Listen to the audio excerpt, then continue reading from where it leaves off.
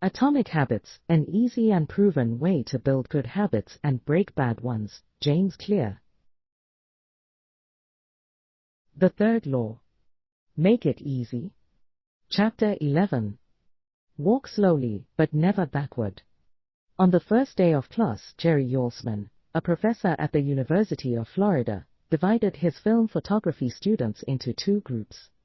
Everyone on the left side of the classroom, he explained, would be in the quantity group. They would be graded solely on the amount of work they produced. On the final day of class, he would tally the number of photos submitted by each student. 100 photos would rate an A, 90 photos a B, 80 photos a C, and so on. Meanwhile, everyone on the right side of the room would be in the quality group. They would be graded only on the excellence of their work. They would only need to produce one photo during the semester, but to get an A, it had to be a nearly perfect image. At the end of the term, he was surprised to find that all the best photos were produced by the quantity group. During the semester, these students were busy taking photos, experimenting with composition and lighting, testing out various methods in the darkroom, and learning from their mistakes. In the process of creating hundreds of photos, they honed their skills. Meanwhile, the quality group sat around speculating about perfection. In the end, they had little to show for their efforts other than unverified theories and one mediocre photo. It is easy to get bogged down trying to find the optimal plan for change, the fastest way to lose weight, the best program to build muscle, the perfect idea for a side hustle. We are so focused on figuring out the best approach that we never get around to taking action. As Voltaire once wrote, the best is the enemy of the good. I refer to this as the difference between being in motion and taking action. The two ideas sound similar, but they're not the same. When you're in motion, you're planning and strategizing and learning. Those are all good things, but they don't produce a result. Action, on the other hand, is the type of behavior that will deliver an outcome. If I outline 20 ideas for articles I want to write, that's motion. If I actually sit down and write an article, that's action. If I search for a better diet plan and read a few books on the topic, that's motion. If I actually eat a healthy meal, that's action. Sometimes motion is useful, but it will never produce an outcome by itself. It doesn't matter how many times you go talk to the personal trainer, that motion will never get you in shape. Only the action of working out will get the result you're looking to achieve. If motion doesn't lead to results, why do we do it? Sometimes we do it because we actually need to plan or learn more. But more often than not, we do it because motion allows us to feel like we're making progress without running the risk of failure. Most of us are experts at avoiding criticism. It doesn't feel good to fail or to be judged publicly, so we tend to avoid situations where that might happen. And that's the biggest reason why you slip into motion rather than taking action. You want to delay failure. It's easy to be in motion and convince yourself that you're still making progress. You think, I've got conversations going with 4 potential clients right now. This is good. We're moving in the right direction. Or, I brainstormed some ideas for that book I want to write. This is coming together. Motion makes you feel like you're getting things done. But really, you're just preparing to get something done.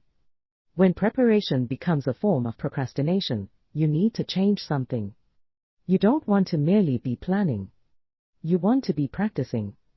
If you want to master a habit, the key is to start with repetition, not perfection.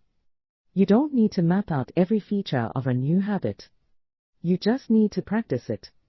This is the first takeaway of the third law. You just need to get your reps in. How long does it actually take to form a new habit? Habit formation is the process by which a behavior becomes progressively more automatic through repetition. The more you repeat an activity, the more the structure of your brain changes to become efficient at that activity. Neuroscientists call this long-term potentiation, which refers to the strengthening of connections between neurons in the brain based on recent patterns of activity. With each repetition, cell-to-cell signaling improves and the neural connections tighten. First described by neuropsychologist Donald Hebb in 1949, this phenomenon is commonly known as Hebb's law: neurons that fire together wire together. Repeating a habit leads to clear physical changes in the brain. In musicians, the cerebellum, critical for physical movements like plucking a guitar string or pulling a violin bow, is larger than it is in non-musicians. Mathematicians, meanwhile, have increased gray matter in the inferior parietal lobule, which plays a key role in computation and calculation. Its size is directly correlated with the amount of time spent in the field. The older and more experienced the mathematician, the greater the increase in gray matter. When scientists analyzed the brains of taxi drivers in London, they found that the hippocampus, a region of the brain involved in spatial memory, was significantly larger in their subjects than in non-taxi drivers. Even more fascinating, the hippocampus decreased in size when a driver retired. Like the muscles of the body responding to regular weight training, particular regions of the brain adapt as they are used and atrophy as they are abandoned. Of course, the importance of repetition in establishing habits was recognized long before neuroscientists began poking around. In 1860, the English philosopher George H. Lewis noted, in learning to speak a new language, to play on a musical instrument, or to perform unaccustomed movements, great difficulty is felt, because the channels through which each sensation has to pass have not become established, but no sooner has frequent repetition cut a pathway, than this difficulty vanishes. Their actions become so automatic that they can be performed, while the mind is otherwise engaged. Both common sense and scientific evidence agree, repetition is a form of change.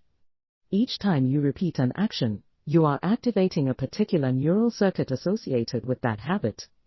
This means that simply putting in your reps is one of the most critical steps you can take to encoding a new habit.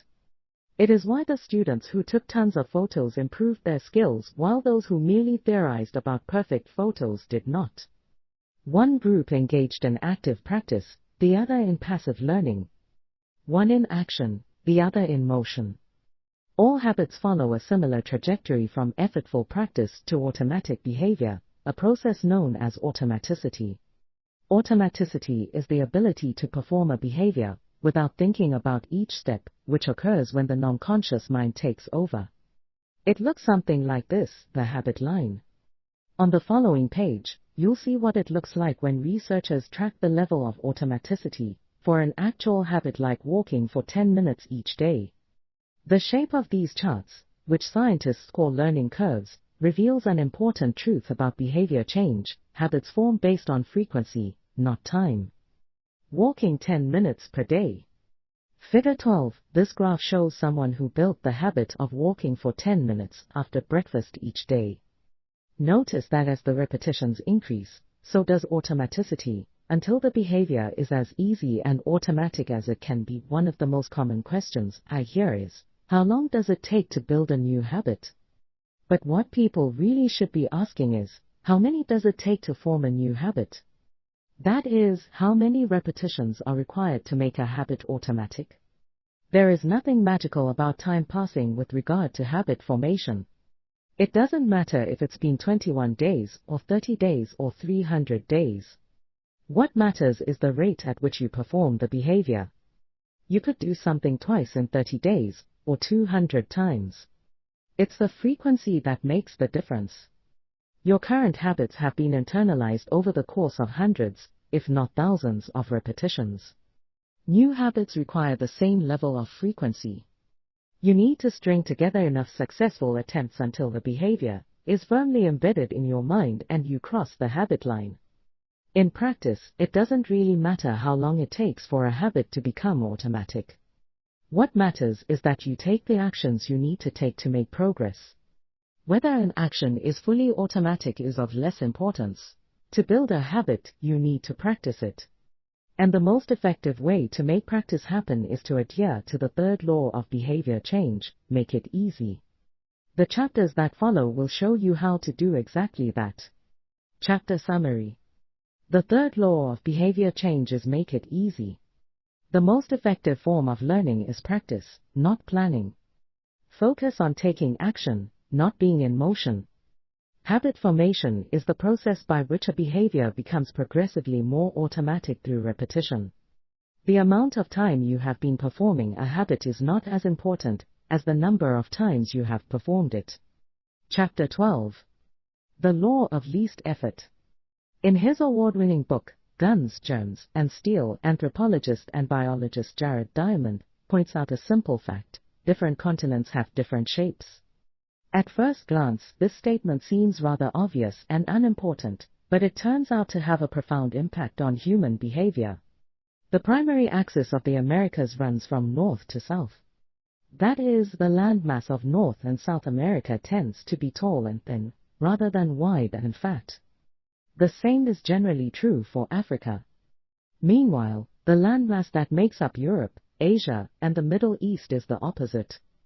This massive stretch of land tends to be more east-west in shape. According to Diamond, this difference in shape played a significant role in the spread of agriculture over the centuries.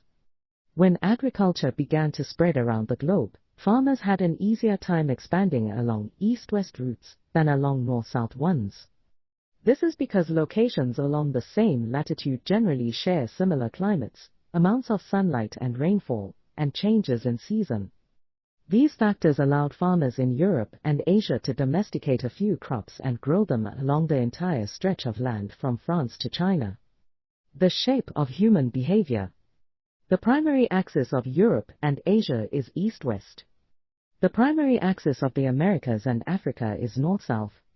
This leads to a wider range of climates up and down the Americas than across Europe and Asia. As a result, agriculture spread nearly twice as fast across Europe and Asia than it did elsewhere. The behavior of farmers, even across hundreds or thousands of years, was constrained by the amount of friction in the environment. By comparison, the climate varies greatly when traveling from north to south. Just imagine how different the weather is in Florida compared to Canada. You can be the most talented farmer in the world, but it won't help you grow Florida oranges in the Canadian winter. Snow is a poor substitute for soil. In order to spread crops along north-south routes, farmers would need to find and domesticate new plants whenever the climate changed. As a result, agriculture spread 2 to 3 times faster across Asia and Europe than it did up and down the Americas. Over the span of centuries, this small difference had a very big impact. Increased food production allowed for more rapid population growth. With more people, these cultures were able to build stronger armies and were better equipped to develop new technologies. The changes started out small: a crop that spread slightly farther, a population that grew slightly faster, but compounded into substantial differences over time. The spread of agriculture provides an example of the third law of behavior change on a global scale. Conventional wisdom holds that motivation is the key to habit change. Maybe if you really wanted it, you'd actually do it.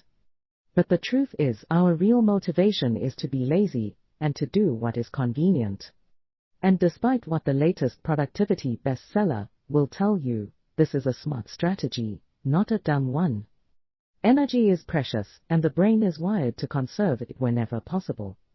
It is human nature to follow the law of least effort, which states that when deciding between two similar options, people will naturally gravitate toward the option that requires the least amount of work. For example, expanding your farm to the east where you can grow the same crops rather than heading north where the climate is different. Out of all the possible actions we could take, the one that is realized is the one that delivers the most value for the least effort. We are motivated to do what is easy. Every action requires a certain amount of energy. The more energy required, the less likely it is to occur. If your goal is to do 100 push-ups per day, that's a lot of energy.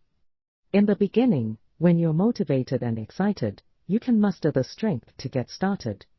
But after a few days, such a massive effort feels exhausting. Meanwhile, sticking to the habit of doing 1 push-up per day requires almost no energy to get started. And the less energy a habit requires, the more likely it is to occur. Look at any behavior that fills up much of your life and you'll see that it can be performed with very low levels of motivation. Habits like scrolling on our phones, checking email, and watching television steal so much of our time, because they can be performed almost without effort. They are remarkably convenient. In a sense, every habit is just an obstacle to getting what you really want. Dieting is an obstacle to getting fit. Meditation is an obstacle to feeling calm. Journaling is an obstacle to thinking clearly. You don't actually want the habit itself. What you really want is the outcome the habit delivers. The greater the obstacle, that is, the more difficult the habit, the more friction there is between you and your desired end state. This is why it is crucial to make your habits so easy that you'll do them even when you don't feel like it. If you can make your good habits more convenient, you'll be more likely to follow through on them. But what about all the moments when we seem to do the opposite? If we're all so lazy, then how do you explain people accomplishing hard things like raising a child, or starting a business, or climbing Mount Everest? Certainly, you are capable of doing very hard things. The problem is that some days you feel like doing the hard work, and some days you feel like giving in. On the tough days, it's crucial to have as many things working in your favor as possible so that you can overcome the challenges life naturally throws your way. The less friction you face, the easier it is for your stronger self to emerge. The idea behind Make It Easy is not to only do easy things. The idea is to make it as easy as possible in the moment to do things that pay off in the long run. How to achieve more with less effort? Imagine you are holding a garden hose that is bent in the middle. Some water can flow through, but not very much. If you want to increase the rate at which water passes through the hose, you have two options. The first option is to crank up the valve and force more water out. The second option is to simply remove the bend in the hose and let water flow through naturally. Trying to pump up your motivation to stick with a hard habit is like trying to force water through a bent hose. You can do it, but it requires a lot of effort and increases the tension in your life. Meanwhile, making your habit simple and easy is like removing the bend in the hose. Rather than trying to overcome the friction in your life, you reduce it. One of the most effective ways to reduce the friction associated with your habits is to practice environment design. In Chapter 6, we discussed environment design as a method for making cues more obvious, but you can also optimize your environment to make actions easier. For example, when deciding where to practice a new habit, it is best to choose a place that is already along the path of your daily routine. Habits are easier to build when they fit into the flow of your life.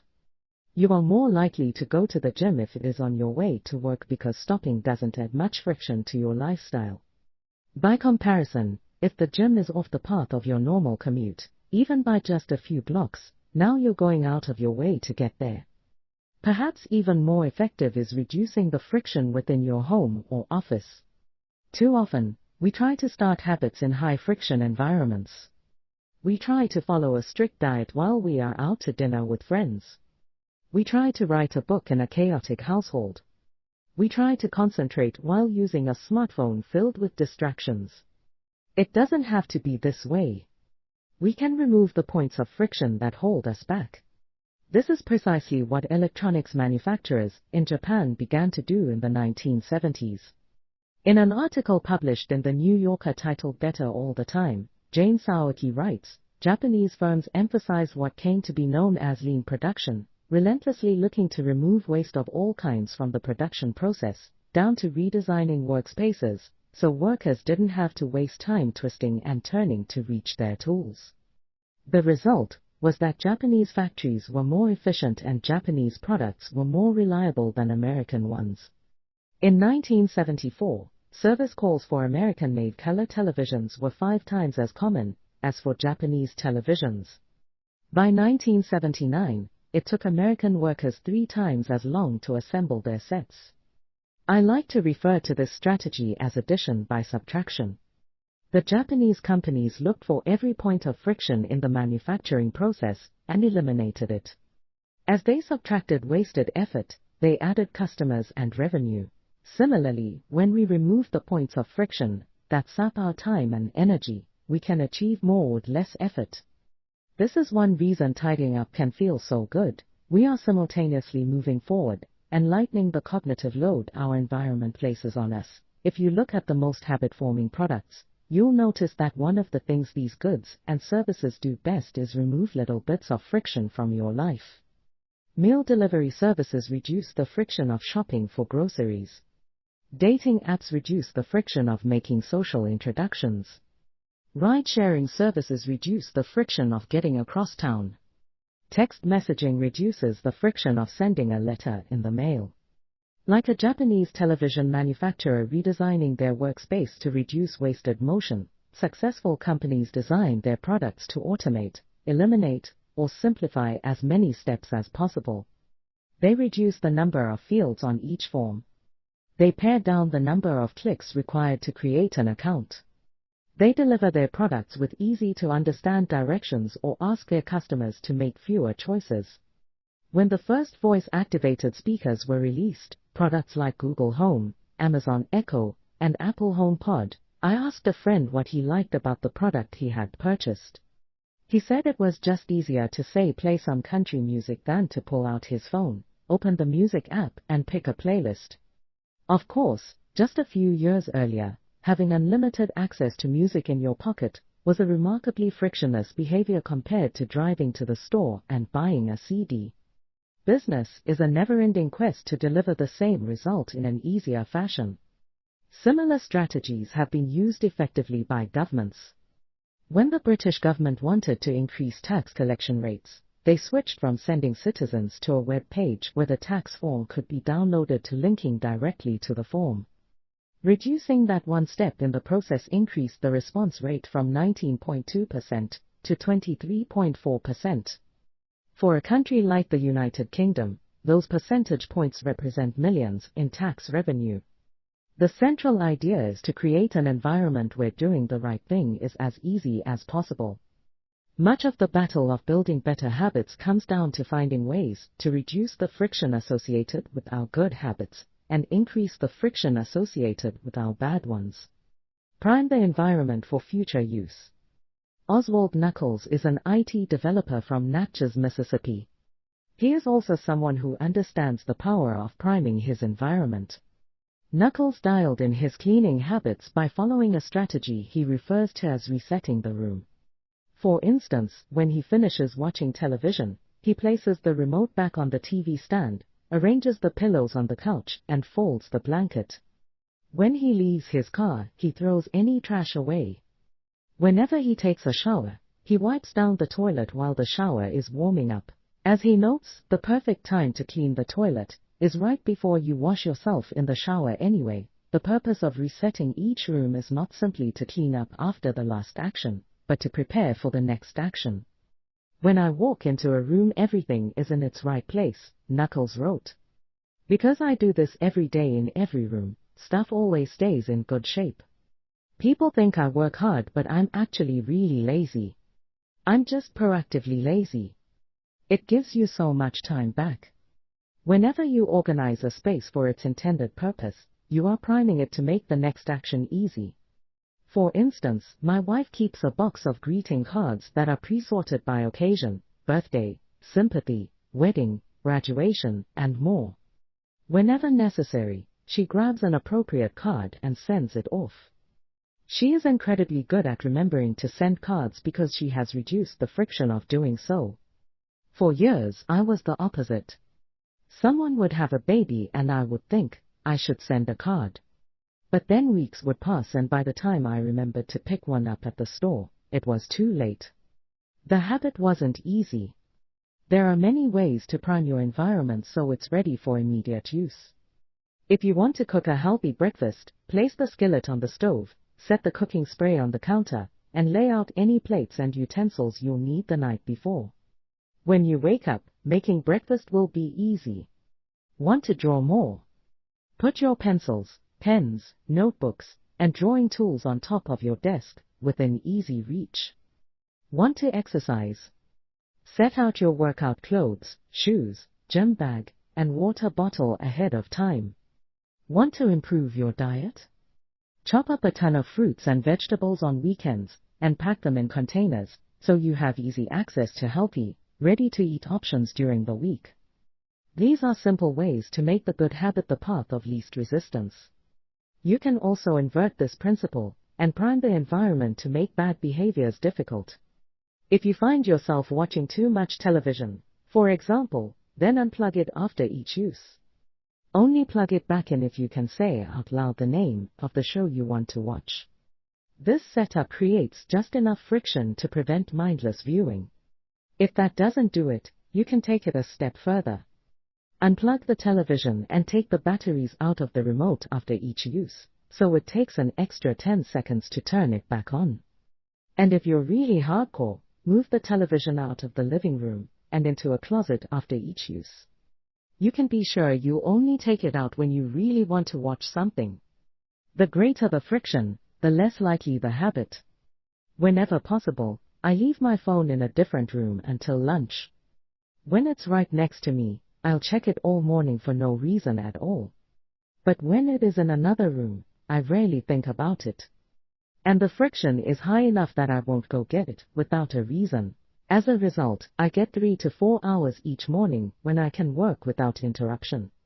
If sticking your phone in another room doesn't seem like enough, tell a friend or family member to hide it from you for a few hours. Ask a coworker to keep it at their desk in the morning and give it back to you at lunch. It is remarkable how little friction is required to prevent unwanted behavior. When I hide beer in the back of the fridge where I can't see it, I drink less. When I delete social media apps from my phone, it can be weeks before I download them again and log in. These tricks are unlikely to curb a true addiction, but for many of us, a little bit of friction can be the difference between sticking with a good habit or sliding into a bad one. Imagine the cumulative impact of making dozens of these changes and living in an environment designed to make the good behaviors easier and the bad behaviors harder. Whether we are approaching behavior change as an individual, a parent, a coach, or a leader, we should ask ourselves the same question: how can we design a world where it's easy to do what's right? Redesign your life so the actions that matter most are also the actions that are easiest to do. Chapter Summary. Human behavior follows the law of least effort. We will naturally gravitate toward the option that requires the least amount of work. Create an environment where doing the right thing is as easy as possible. Reduce the friction associated with good behaviors. When friction is low, habits are easy. Increase the friction associated with bad behaviors. When friction is high, habits are difficult. Prime your environment to make future actions easier. Chapter 13. How to stop procrastinating by using the 2-minute rule. Twyla Tharp is widely regarded as one of the greatest dancers and choreographers of the modern era. In 1992, she was awarded a MacArthur Fellowship, often referred to as the Genius Grant, and she has spent the bulk of her career touring the globe to perform her original works. She also credits much of her success to simple daily habits. I begin each day of my life with a ritual, she writes. I wake up at 5:30 a.m., put on my workout clothes, my leg warmers, my sweatshirt, and my hat. I walk outside my Manhattan home, hail a taxi, and tell the driver to take me to the Pumping Iron Gym at 91st Street and 1st Avenue, where I work out for 2 hours. The ritual is not the stretching and weight training I put my body through each morning at the gym. The ritual is the cab. The moment I tell the driver where to go, I have completed the ritual. It's a simple act, but doing it the same way each morning habitualizes it, makes it repeatable, easy to do. It reduces the chance that I would skip it or do it differently. It is one more item in my arsenal of routines, and one less thing to think about. Hailing a cab each morning may be a tiny action, but it is a splendid example of the third law of behavior change. Researchers estimate that 40 to 50% of our actions on any given day are done out of habit. This is already a substantial percentage, but the true influence of your habits is even greater than these numbers suggest. Habits are automatic choices that influence the conscious decisions that follow. Yes, a habit can be completed in just a few seconds, but it can also shape the actions that you take for minutes or hours afterward. Habits are like the entrance ramp to a highway. They lead you down a path and, Before you know it, you're speeding toward the next behavior. It seems to be easier to continue what you are already doing than to start doing something different. You sit through a bad movie for 2 hours. You keep snacking even when you're already full. You check your phone for just a second and soon you have spent 20 minutes staring at the screen. In this way, the habits you follow without thinking often determine the choices you make when you are thinking. Each evening, there is a tiny moment, usually around 5:15 p.m., that shapes the rest of my night. My wife walks in the door from work and either we change into our workout clothes and head to the gym or we crash onto the couch, order Indian food, and watch the of ice. Similar to Twyla Tharp hailing the cab, the ritual is changing into my workout clothes. If I change clothes, I know the workout will happen. Everything that follows, driving to the gym, deciding which exercises to do, stepping under the bar, is easy once I've taken the first step. Every day, there are a handful of moments that deliver an outsized impact. I refer to these little choices as decisive moments. The moment you decide between ordering takeout or cooking dinner. The moment you choose between driving your car or riding your bike.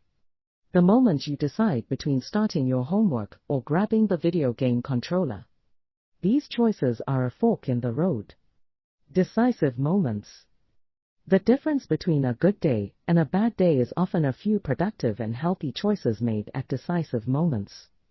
Each one is like a fork in the road, and these choices stack up throughout the day, and can ultimately lead to very different outcomes. Decisive moments set the options available to your future self. For instance, walking into a restaurant is a decisive moment because it determines what you'll be eating for lunch. Technically, you are in control of what you order, but in a larger sense, you can only order an item if it is on the menu. If you walk into a steakhouse, you can get a sirloin or a rib eye, but not sushi. Your options are constrained by what's available. They are shaped by the first choice. We are limited by where our habits lead us. This is why mastering the decisive moments throughout your day is so important. Each day is made up of many moments, but it is really a few habitual choices that determine the path you take. These little choices stack up, each one setting the trajectory for how you spend the next chunk of time. Habits are the entry point, not the end point. They are the cab, not the gym. The 2-minute rule. Even when you know you should start small, it's easy to start too big. When you dream about making a change, excitement inevitably takes over, and you end up trying to do too much too soon. The most effective way I know to counteract this tendency is to use the 2-minute rule, which states, when you start a new habit, it should take less than 2 minutes to do. You'll find that nearly any habit can be scaled down into a 2-minute version. Read before bed each night becomes read 1 page. Do 30 minutes of yoga becomes take out my yoga mat. Study for class becomes open my notes. Fold the laundry becomes fold 1 pair of socks. Run 3 miles becomes tie my running shoes. The idea is to make your habits as easy as possible to start. Anyone can meditate for 1 minute, read 1 page, or put 1 item of clothing away. And, as we have just discussed, this is a powerful strategy, because once you started doing the right thing, it is much easier to continue doing it. A new habit should not feel like a challenge. The actions that follow can be challenging, but the first 2 minutes should be easy. What you want is a gateway habit that naturally leads you down a more productive path. You can usually figure out the gateway habits that will lead to your desired outcome by mapping out your goals on a scale from very easy to very hard. For instance, running a marathon is very hard. Running a 5K is hard. Walking 10,000 steps is moderately difficult. Walking 10 minutes is easy. And putting on your running shoes is very easy. Your goal might be to run a marathon, but your gateway habit is to put on your running shoes. That's how you follow the 2-minute rule. Very easy, put on your running shoes. Write 1 sentence. Open your notes. Easy, walk 10 minutes. Write 1 paragraph. Study for 10 minutes. Moderate, walk 10,000 steps. Write 1,000 words. Study for 3 hours. Hard, run a 5K. Write a 5,000-word article. Get straight A's. Very hard, run a marathon. Write a book. Earn a PhD. People often think it's weird to get hyped about reading one page or meditating for 1 minute or making one sales call. But the point is not to do one thing. The point is to master the habit of showing up. The truth is a habit must be established before it can be improved. If you can't learn the basic skill of showing up, then you have little hope of mastering the finer details. Instead of trying to engineer a perfect habit from the start, do the easy thing on a more consistent basis. You have to standardize before you can optimize. As you master the art of showing up, the first 2 minutes simply become a ritual at the beginning of a larger routine. This is not merely a hack to make habits easier, but actually the ideal way to master a difficult skill. The more you ritualize the beginning of a process, the more likely it becomes that you can slip into the state of deep focus that is required to do great things. By doing the same warm-up before every workout, you make it easier to get into a state of peak performance. By following the same creative ritual, you make it easier to get into the hard work of creating. By developing a consistent power-down habit, you make it easier to get to bed at a reasonable time each night. You may not be able to automate the whole process, but you can make the first action mindless. Make it easy to start and the rest will follow. The 2-minute rule can seem like a trick to some people. You know that the real goal is to do more than just 2 minutes, so it may feel like you're trying to fool yourself. Nobody is actually aspiring to read 1 page or do 1 push-up or open their notes. And if you know it's a mental trick, why would you fall for it? If the 2-minute rule feels forced, try this, do it for 2 minutes and then stop. Go for a run, but you must stop after 2 minutes. Start meditating, but you must stop after 2 minutes. Study Arabic, but you must stop after 2 minutes. It's not a strategy for starting, it's the whole thing. Your habit can only last 120 seconds. One of my readers used this strategy to lose over 100 pounds. In the beginning, he went to the gym each day, but he told himself he wasn't allowed to stay for more than 5 minutes. He would go to the gym, exercise for 5 minutes, and leave as soon as his time was up. After a few weeks, he looked around and thought, well, I'm always coming here anyway. I might as well start staying a little longer. A few years later, the weight was gone.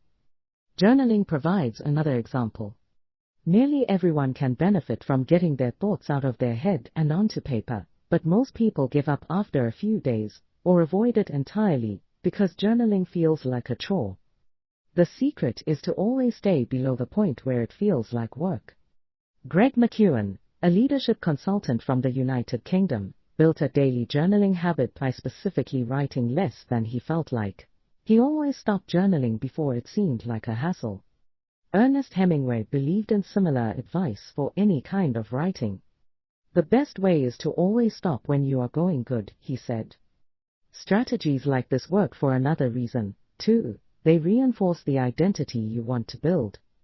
If you show up at the gym 5 days in a row, even if it's just for 2 minutes, you are casting votes for your new identity. You're not worried about getting in shape. You're focused on becoming the type of person who doesn't miss workouts.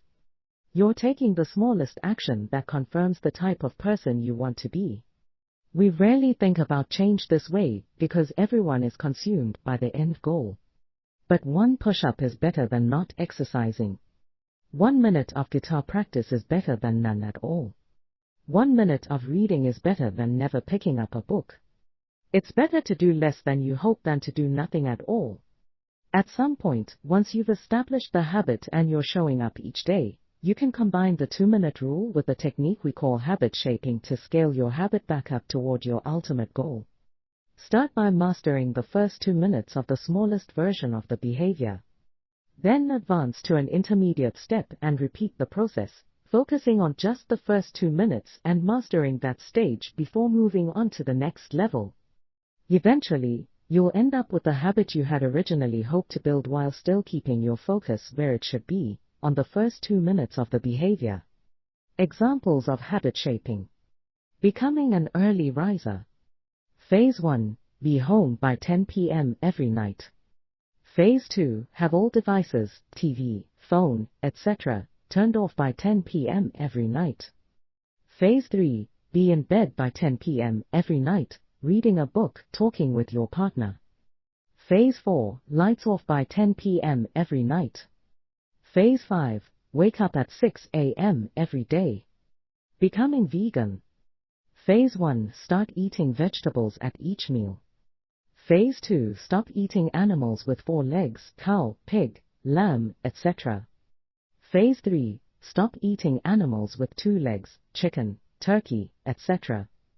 Phase 4. Stop eating animals with no legs, fish, clams, scallops, etc.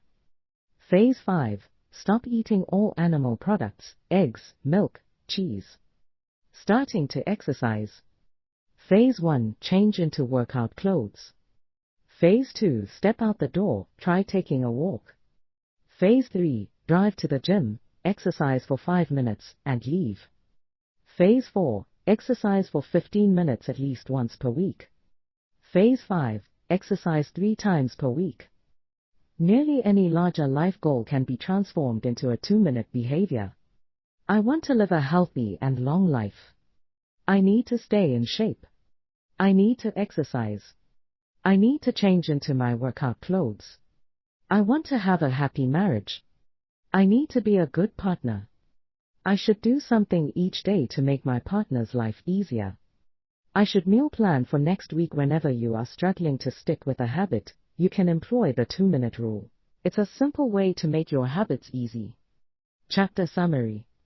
Habits can be completed in a few seconds but continue to impact your behavior for minutes or hours afterward. Many habits occur at decisive moments, choices that are like a fork in the road, and either send you in the direction of a productive day or an unproductive one. The 2-minute rule states, when you start a new habit, it should take less than 2 minutes to do. The more you ritualize the beginning of a process, the more likely it becomes that you can slip into the state of deep focus that is required to do great things. Standardize before you optimize. You can't improve a habit that doesn't exist. Chapter 14. How to make good habits inevitable and bad habits impossible. In the summer of 1830, Victor Hugo was facing an impossible deadline. 12 months earlier, the French author had promised his publisher a new book. But instead of writing, he spent that year pursuing other projects, entertaining guests, and delaying his work. Frustrated, Hugo's publisher responded by setting a deadline, less than 6 months away.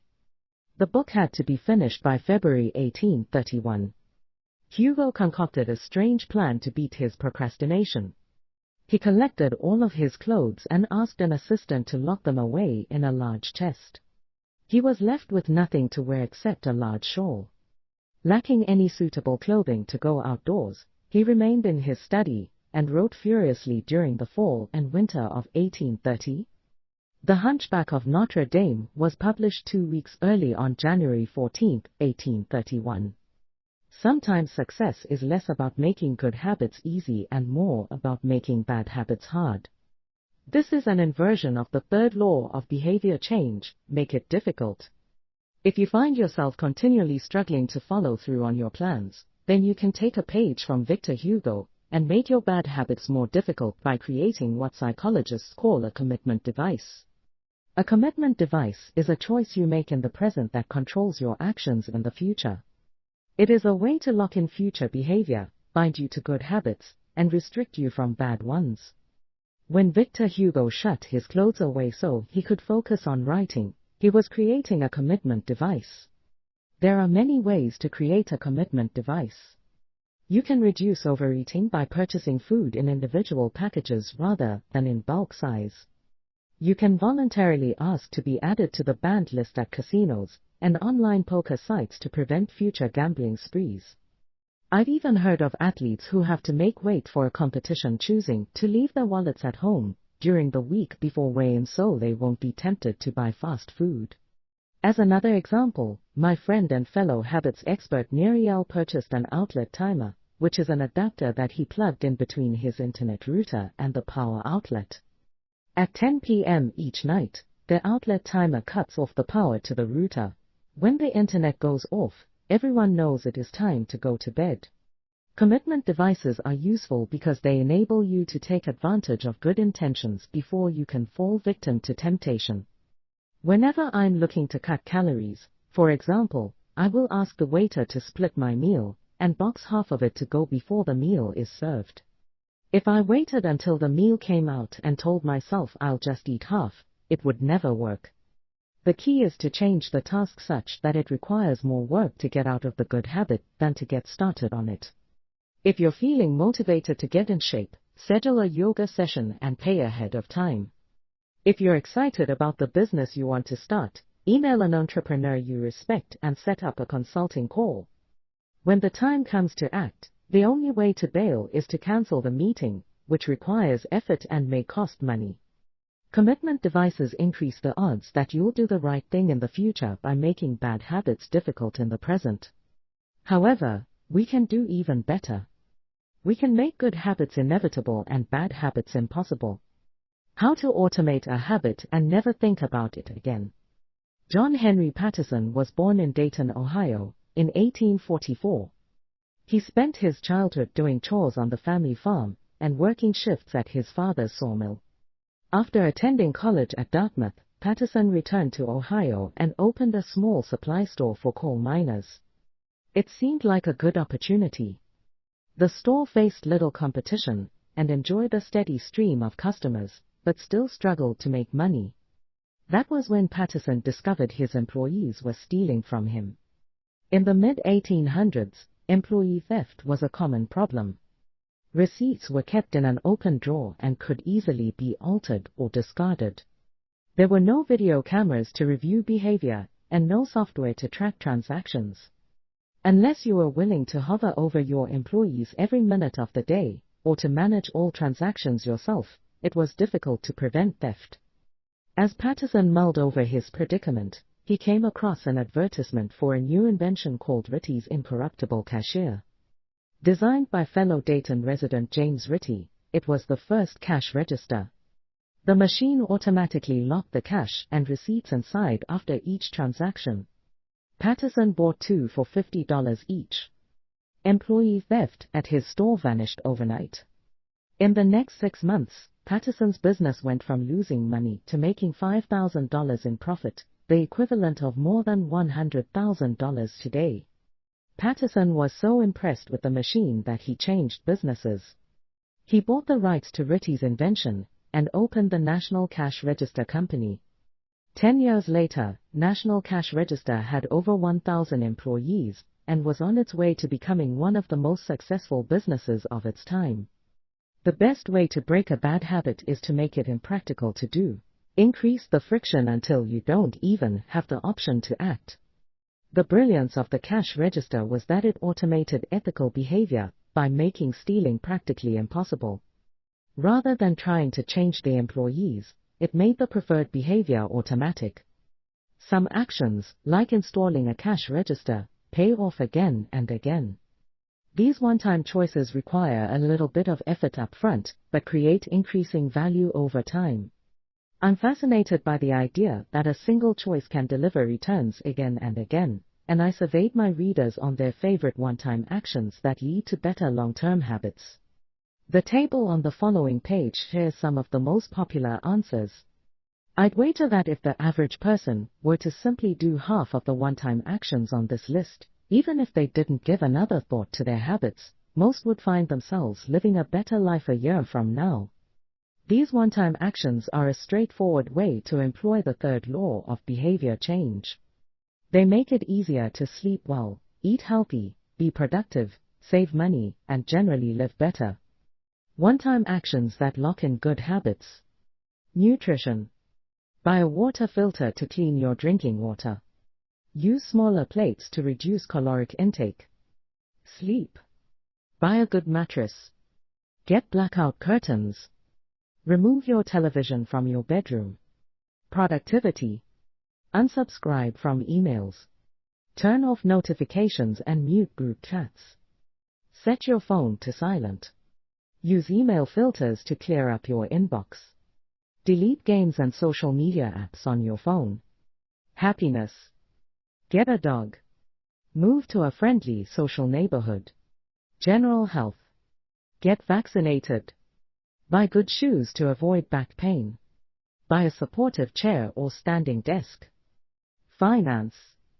Enroll in an automatic savings plan. Set up automatic bill pay. Cut cable service. Ask service providers to lower your bills. Of course, there are many ways to automate good habits and eliminate bad ones. Typically, they involve putting technology to work for you. Technology can transform actions that were once hard, annoying, and complicated into behaviors that are easy, painless, and simple. It is the most reliable and effective way to guarantee the right behavior. This is particularly useful for behaviors that happen too infrequently to become habitual.